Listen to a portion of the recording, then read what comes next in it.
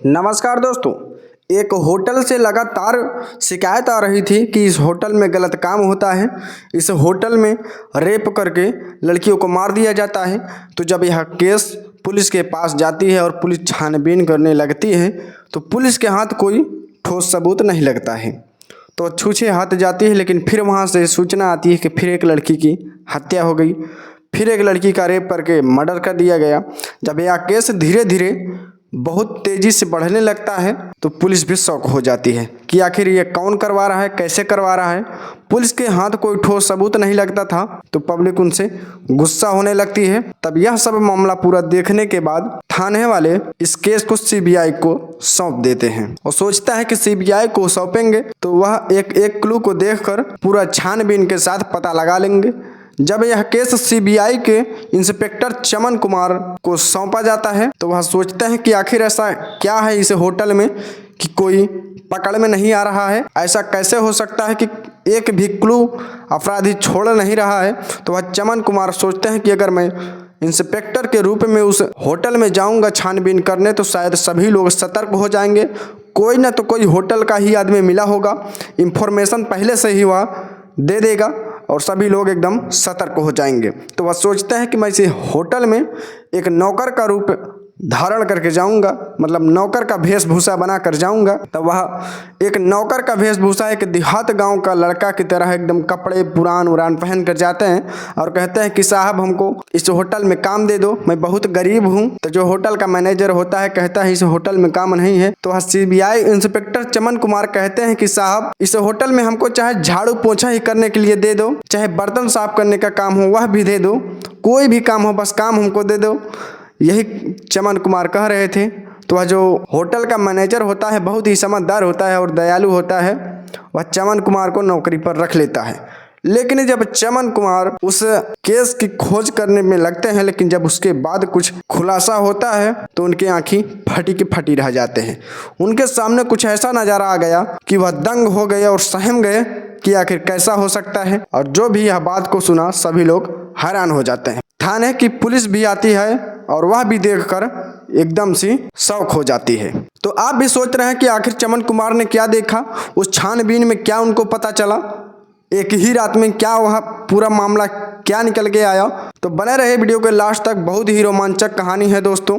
लेकिन उससे पहले अगर चैनल पर नए हो तो चैनल को सब्सक्राइब कर जरूर कर लीजिएगा और बेल आइकन को ऑल प्रेस करके लाइक जरूर करके, कोई भी दिमाग में डाउट हो तो कमेंट में ज़रूर बताइएगा दोस्तों, कोई भी त्रुटि हो गई हो तो। आइए बिना देरी के वीडियो को स्टार्ट करते हैं। नमस्कार दोस्तों, मेरा नाम है आदेश कुमार और आप देख रहे हैं आदेश जी क्राइम। दोस्तों यह कहानी मुंबई की एक सुपरस्टार होटल की है। दोस्तों सबसे बेस्ट होटल की कहानी है।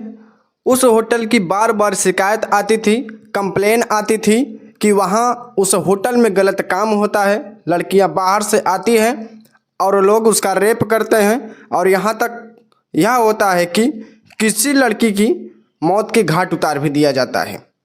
महीने 2 महीने 1-2 केस मिलते थे, लेकिन इस होटल का कोई भी मुआयना नहीं कर पाता था और पुलिस भी वापस लौट जाती थी।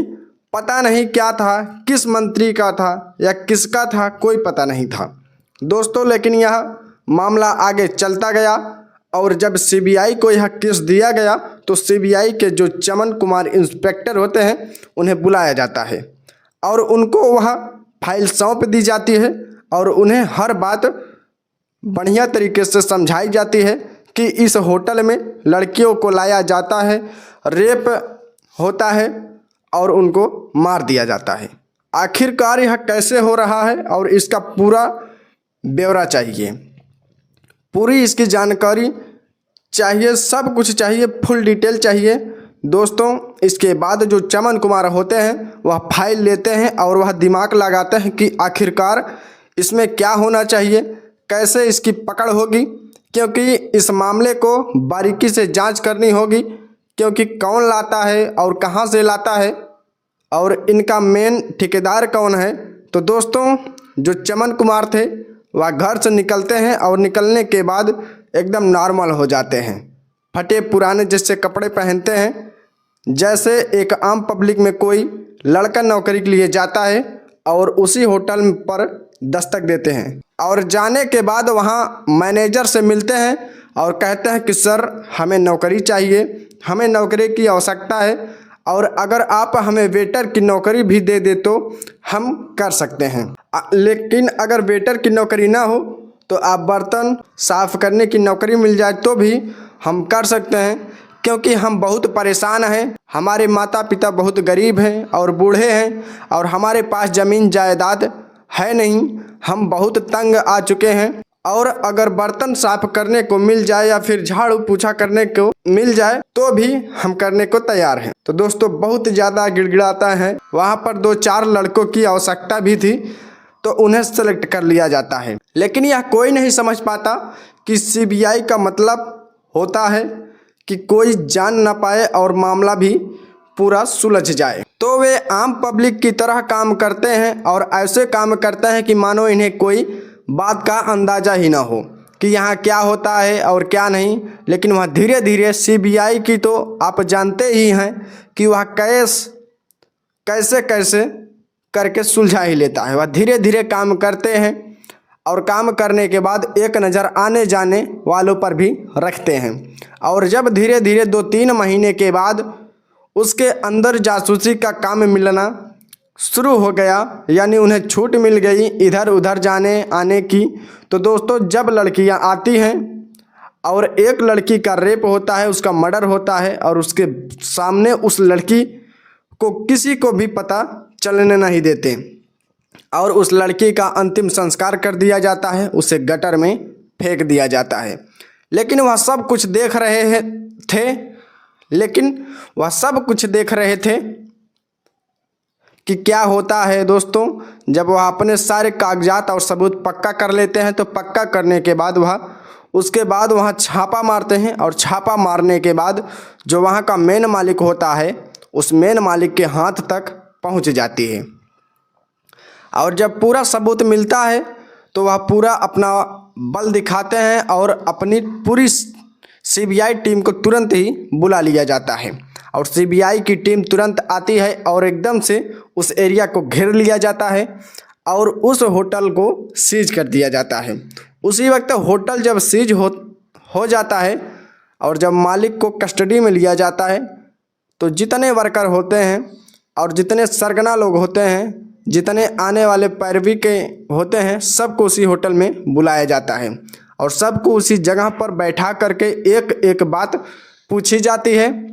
तो जो वहाँ का एक मालिक होता है, जो मालिक से पूछा जाता है, मैनेजर से पूछा जाता है आखिरकार ऐसा क्यों हो रहा है तुम्हारे होटल में और कौन ये लड़कियों को लाता है, और फिर यहाँ बलात्कार होता है और लड़कियों को मार दिया जाता है। आखिरकार उसमें मेन जड़ कौन है, यह बात मेन जड़ की बात आती है। जो ऊपर से ज़्यादा प्रेशर बनता है तो उस महिला को लाया जाता है जो लड़कियों की ठेकेदारी करती थी, लड़कियों को लेके आती थी दोस्तों। और जब उस महिला को सामने किया जाता है तो वह महिला कोई और नहीं बल्कि सीबीआई इंस्पेक्टर चमन कुमार की पत्नी, जिनसे उनकी तलाक हो गई थी, जिसका नाम निशा होता है। और जैसे ही निशा सामने आती है और चमन कुमार को देखती है तो उसकी नज़र शर्म से झुक जाती है दोस्तों। चमन कुमार उसके तरफ देखते हैं तो देखने के बाद और कहते हैं कि मैं नहीं समझता था कि औरत इतनी हद तक गिर सकती है। और दोस्तों सबको कस्टडी में लेते हैं और वहाँ पर ताला लगा देते हैं। ताला डालने के बाद उस महिला को एकांत में ले जाकर पूछते हैं कि आखिर तूने ऐसा क्यों किया। तब दोस्तों निशा चमन की तलाकशुदा पत्नी एक एक बात बताती है और इसका विवाह हुआ था, होने के 2 साल बाद पति पत्नी में डिवोर्स हो गया था। चमन उसके चाल चलन से बिल्कुल ठीक नहीं थी और वाकई में यह गलत काम करती है, तो उन्होंने बाइज्जत उसे तलाक दे दिया था क्योंकि वह और लड़कों से बात करती थी और लड़कों के साथ आती और जाती थी, तो उन्हें सबूत मिला और उसे डिवोर्स दे दिया। अब वही निशा पाई जाती है। निशा से पूछते हैं कि आखिरकार तुमने ऐसा क्यों किया, डिवोर्स हुआ, तूने पैसा भी नहीं दिया, लेकिन यह लड़कियों का धंधा तूने कहाँ से सीखा, और मुझे लगता है कि तू खुद करती है, इससे मुझे कुछ लेना देना नहीं है। तो दोस्तों जब उसके ऊपर प्रेशर होता है तो वह कहीं ना कहीं से टूट जाती है और कहती है कि जब डिवोर्स हुआ और जब डिवोर्स होने के बाद पैसा सारा खत्म हो गया, भाई ने बर्बाद कर दिया, मेरे भाभी ने बर्बाद कर दिया।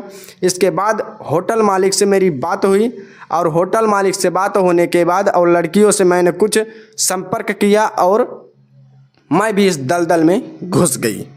तो लड़कियों को लाती थी, इधर उधर से बला फुसला कर उन्हें पैसों की लालच देकर लाती थी। लड़कियां भोली भाली आ जाती थी और होटल में उनकी तस्वीर लगाई जाती थी। कस्टमर आते थे, मनमाना पैसा मिलता था। उनमें से अगर 10,000 उन्हें देता तो उनमें से 5,000 का से हमें भी मिल जाता था। लड़कियों को लाने में और फिर वह पूछते हैं कि लड़कियों का मर्डर क्यों होता था, लड़कियों को क्यों मार दिया जाता था, क्यों मारता था। तो बोलती है कि वह सब कुछ हम ही लोग करते थे। जिस लड़के की जान पहचान होती थी, जानने वाली होती थी और उससे कहा जाता था कि वह अपने घर कहेगी ऐसा हुआ है, तो उस लड़की को जान से मार दिया जाता था। दोस्तों, चमन कुमार का गुस्सा 7वें आसमान पर पहुंच जाता है और पहुंचने के बाद और वह कहते हैं कि तेरे साथ तो वह होना चाहिए जो किसी के साथ ना हुआ हो।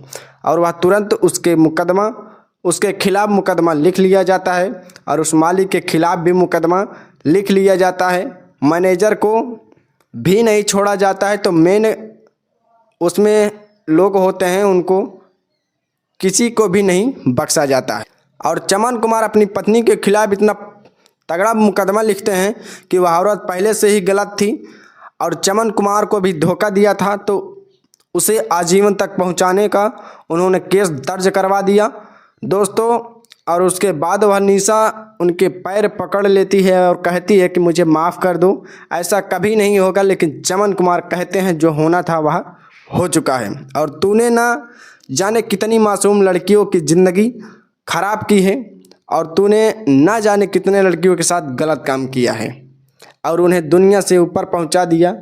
बार बार गिड़गिड़ा रही थी लेकिन वह कुछ भी नहीं सुनते हैं और होटल में ताला डाल देते हैं।